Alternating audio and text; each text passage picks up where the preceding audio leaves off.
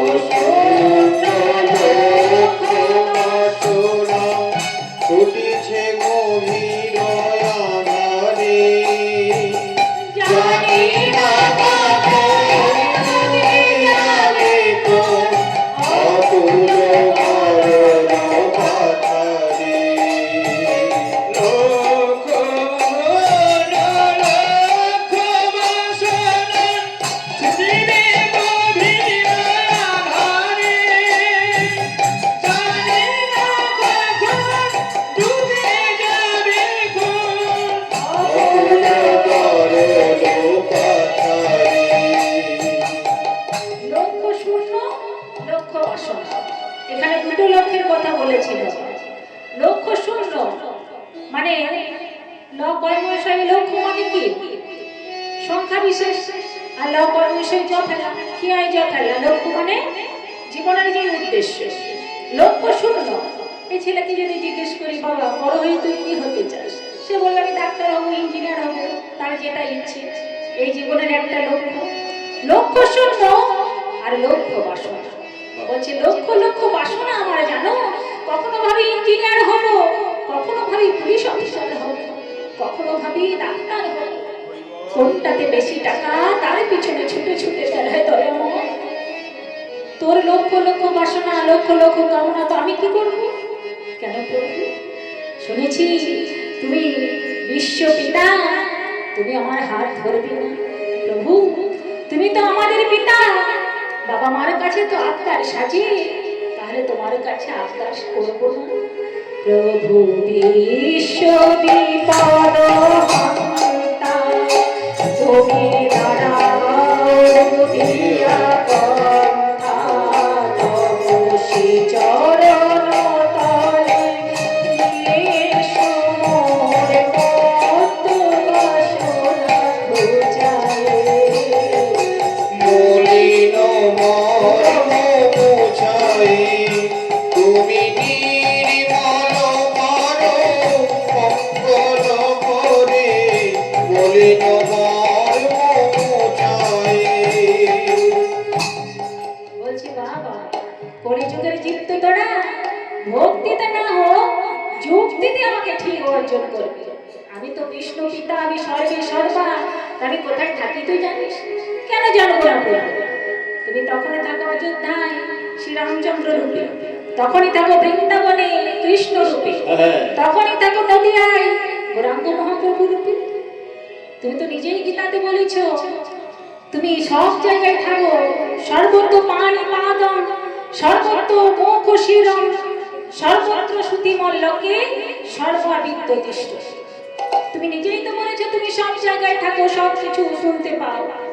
তুমি আরো কোথায় কোথায় থাকো আমি জানি না নয়, তবে শুনবে আছো অনলয়নি চিরনভনি বদর সলিলে গহনি, আছো বিট বিলাতা জলধির গায়, শশী তারকায় তপনে।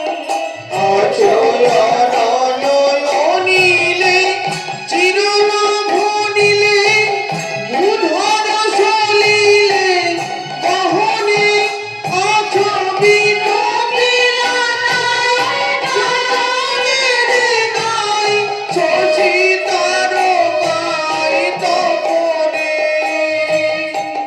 তাহলে ভগবান কোথায় কোথায় আছে গো? আচ্ছা অনল আনিলে চিরনভনিলে। ভগবান কোথায় কোথায় নেই তাই খুঁজতে হবে। ভগবান সব জায়গায় বিরাজ করছে। অনল মানে কি?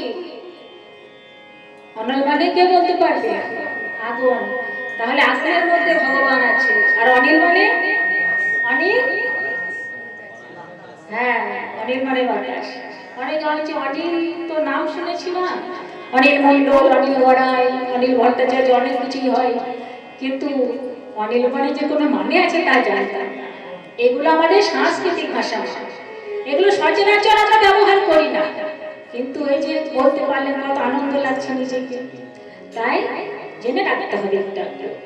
তাই বলছে আচ্ছা অনল অনিল চির নভনীল মানে আকাশ, ভূদর মানে পর্বত, ভূদর সলিল মানে জল, জলের মধ্যে আছে ভূদর সলিলে গহনে, আছো বিটবিলতা, তুমি গাছের মধ্যে আছো, শশী তারকায় তপনে, আছো চাঁদের মধ্যে, তারার মধ্যে, সূর্যের মধ্যে। কিন্তু জানো দয়াময়, তুমি চারিদিকে থাকলে কি হবে? আমার নয়নে যে বসন বাঁধা আছে, আমি নয়নে বসন বাঁধিয়া বসে আধারে মরিব কাঁদিয়া। নয়নে বসন বাঁধিয়া আমি আধারে মরিব কাঁদিয়া। বুঝি নাই কিছু, দেখি নাই কিছু, দাহে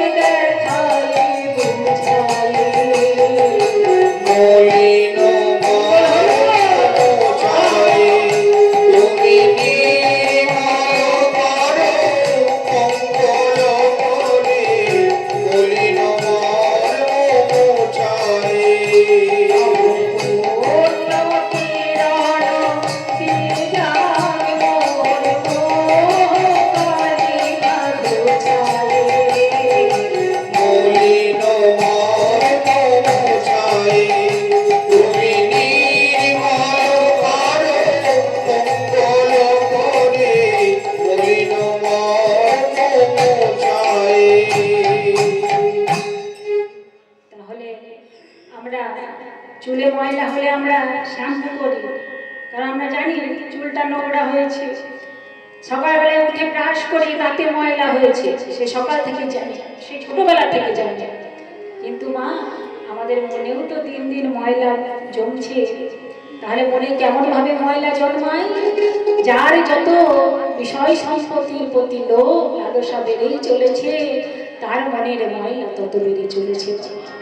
বিষয় সম্পদ তো চাই অবশ্যই, খাওয়া পড়ার জন্য চাই, কিন্তু অনেকে দেখবেন টাকার পিছনেই ছুটে বেড়ায়, সারাদিনে ভগবানকে একটা বারো ডাকে না। মনে অহংকার থাকে, ভগবানকে আমার সকাল থেকে উঠে কাজ করে দেয়, ভোর 5টা থেকে উঠে সমস্ত কাজ নিজের হাতে করতে হয়। সেই বোকা মানুষদের জানা উচিত বাবা, ভগবান আমরা যখন জন্ম নিইনি, মার বুকে স্তন এনে রেখেছে যাতে আমরা জন্মাবার সঙ্গে সঙ্গে খেতে পারি। আমাদের হাত ছোট, পা ছোট, আমরা কাজ করতে পারবো না। তাই ভগবানেরই চিন্তা সবার আগে বাবা। তাই ভগবানকে ডাকতে এসেছি কত জীবনের পরে।